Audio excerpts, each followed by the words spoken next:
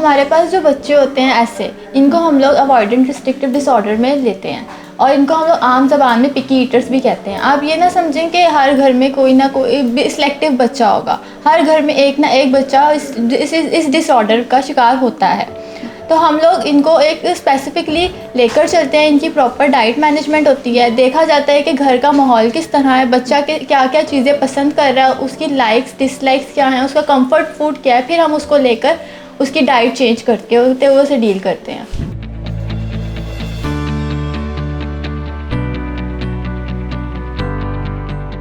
आजकल हमारे पास अक्सर वालिदैन आते हैं और उनका एक ही मसला होता है कि जो घर में उनके बच्चे होते हैं वो खाना नहीं शौक़ से खाते, या अगर वो खाना खाते हैं तो वो कुछ ऐसी ख़ास चीज़ें होती है जैसे बाहर के बने हुए खाने या जंक फूड जिसको वो पसंद करते हैं। तो ये एक बहुत बड़ा चैलेंज होता है हमारे लिए भी और वालिदैन के लिए भी। तो आज मैं आपसे पूछूंगी कि आप एज़ अ डाइटिशियन या जब आप माहिर ग़िज़ाइयत है तो वो कौन सी ऐसी चीज़ें हो सकती है या वो आपकी कौन सी तजावीज़ होती है जो ऐसे बच्चों को हम उनके पेरेंट्स को दे सकते हैं जिससे उनकी खाने पीने की जो आदत है उसको बेहतर किया जा सके और उनकी जो ग़िज़ाई किल्लत होती है उसको हम बेहतर कर सकें।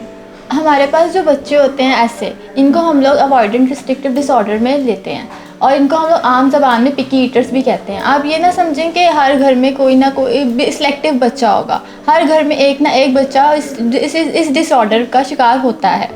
तो हम लोग इनको एक स्पेसिफिकली लेकर चलते हैं, इनकी प्रॉपर डाइट मैनेजमेंट होती है, देखा जाता है कि घर का माहौल किस तरह है, बच्चा के क्या क्या चीज़ें पसंद कर रहा है, उसकी लाइक्स डिसलाइक्स क्या हैं, उसका कंफर्ट फूड क्या है, फिर हम उसको लेकर उसकी डाइट चेंज करके होते हुए उसे डील करते हैं। ठीक है, तो जैसे आपने ज़िक्र किया कि ऐसे बच्चे जो होते हैं उनके अंदर ग़िज़ाई किल्लत होती है क्योंकि वो खाना मुनासिब नहीं खा रहे होते। तो मुझे बताइएगा कि क्या आप as a dietitian, as a माहिर ग़िज़ाइयत कोई ऐसी रेसिपीज़ होती है या हम अपने ही घर के खाने को इस तरह से रेसिपी को मॉडिफाई कर सकते हैं कि जिसमें वो बच्चा उसको शौक़ से खा भी ले, और अगर हम ग़िज़ाई उसके पहलू की बात करें तो उसके अंदर ग़िज़ाइयत भी हो। जैसे जो हमारे पास बच्चे आते हैं तो अक्सर हमने देखा है कि वो उनके अंदर वीकनेस बहुत होती है, वो जल्दी थक जाते हैं, उनके जो फोकस कंसंट्रेशन होता है वो नहीं होता। तो क्या कोई ऐसी रेसिपी है जो आप हमारे साथ और हमारे देखने वालों के साथ शेयर कर सकते हैं जो इन बच्चों के लिए फ़ायदेमंद हो? जी बिल्कुल, ऐसी रेसिपीज़ हैं। हम लोग अपने घर की ही चीज़ों को इस्तेमाल करते हुए ऐसी चीज़ें बना सकते हैं जो इन बच्चों को पसंद आती हैं। जैसे हमारे पास नगेट्स होते हैं, हम लोग बाज़ार के नगेट्स लेने की जगह घर पे, और नगेट्स तो मेरे ख्याल से हर बच्चा बड़े शौक़ से खाता है। तो मैंने आज चिकन मशरूम नगेट्स बनाए हैं विद सालसा सॉस। यहाँ पे चिकन मशरूम नगेट्स बनाने का मकसद ये है कि इन बच्चों के अंदर विटामिन डी की डेफिशिएंसी बहुत ज़्यादा होती है। तो मशरूम्स हमारे पास एक वाहिद सोर्स होते हैं, वेजिटेबल सोर्स है जो हमें विटामिन डी देता है। तो इस तरह के मशरूम देने से बच्चों को उनके अंदर विटामिन डी की डेफिशिएंसी नहीं होती, उनकी हड्डियाँ मजबूत रहती हैं और वो थकते नहीं हैं। और सालसा सॉस बनाने का मकसद ये है कि वो केचप की जगह सालसा सॉस यूज़ करें ताकि वो एक सब्स्टिट्यूट होता है, हमारे पास हेल्दी सब्स्टिट्यूट है ये केचप का।